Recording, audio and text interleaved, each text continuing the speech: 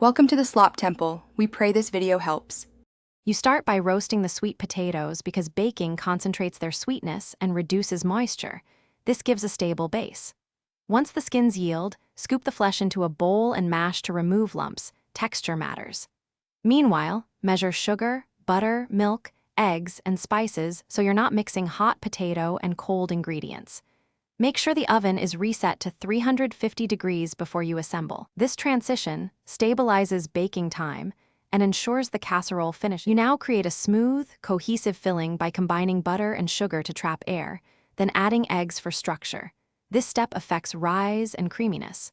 Once the eggs are incorporated, fold in the warm mashed sweet potato so it blends without becoming gummy. Make sure to add milk gradually to reach a spreadable consistency and season with cinnamon and a pinch of salt to amplify flavor.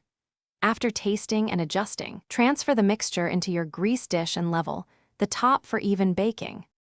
You finish by adding a crunchy pecan streusel or marshmallow layer. The topping browns and contrasts the creamy interior. Once topped, bake at 350 degrees for about 25 to 30 minutes until the center is just set. Overbaking dries it. Make sure to let the souffle rest 10 minutes so it firms and slices cleanly. If the center is soggy, return it to the oven uncovered for 5 to 10 minutes. If it's too dry, a spoonful of whipped cream or a drizzle of milk restores silkiness. Thanks for watching.